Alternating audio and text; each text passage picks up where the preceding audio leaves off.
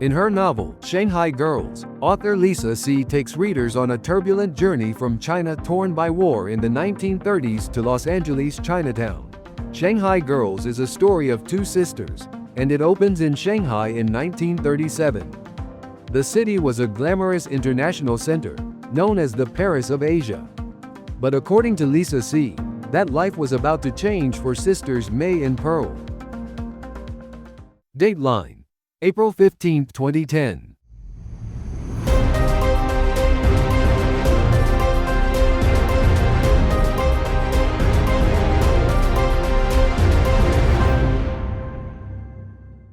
Shanghai Girls is a story of two sisters, and it opens in Shanghai in 1937. The city was a glamorous international center known as the Paris of Asia, but Lisa C. says life was about to change for sisters May and Pearl. It was a final moment before things took a real change. So in August of 1937, the Japanese invaded. The Sino-Japanese War rolled right into World War II. As soon as World War II was over, Civil War.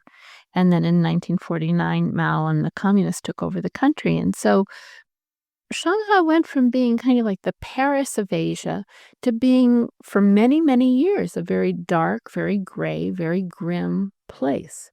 Much later, Shanghai would experience a renaissance, but that is beyond the time frame of this story. C traces the journey of the sisters, beginning with a life of comfort. They are what were called beautiful girls. They're models for Shanghai advertising, and they think they're going to have one kind of life, this kind of glamorous, beautiful, fun life, and then several things happen, one of which is the Japanese invade.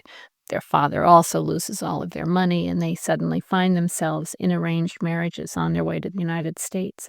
The sisters had barely survived the brutal Japanese occupation when they found themselves on board a ship bound for America.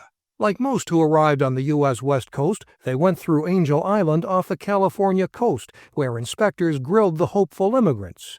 The inspectors were looking for paper sons who had bought false documents to indicate they were the sons of U.S. citizens, and also for paper merchants who had paid a Chinese-American business owner to create a fictitious partnership.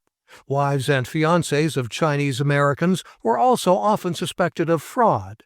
Pearl and May settle in humble quarters in Los Angeles Chinatown with their new extended family. They undergo ups and downs in their business and family life and face continued scrutiny from immigration officials.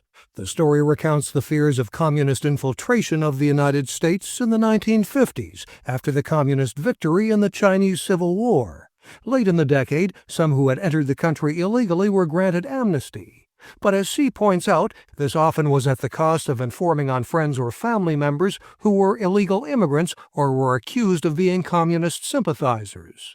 So this was something that ripped apart communities, families, businesses, and it's something that even today people don't want to talk about it because they still have so much shame and embarrassment and guilt about what happened back in those days.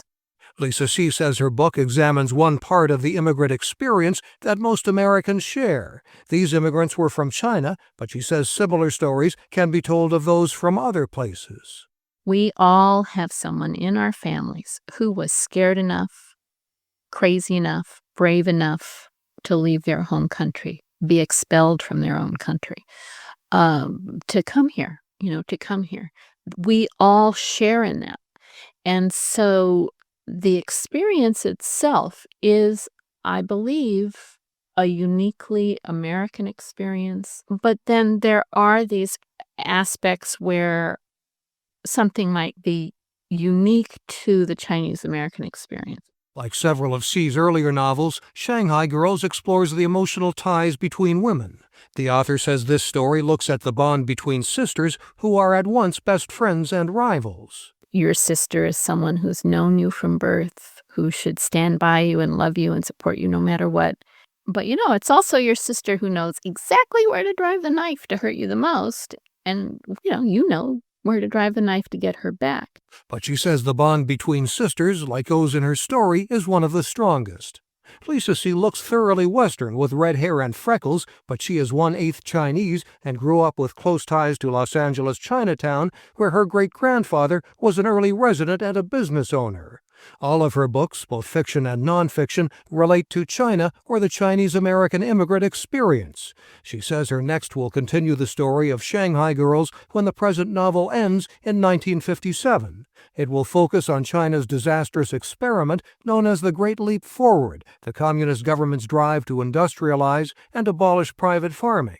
The program created widespread famine and resulted in millions dying. She says that little understood part of China's history affected families on both sides of the Pacific. Mike O'Sullivan, VOA News, Los Angeles. Historic California News is a Mike O'Sullivan podcast.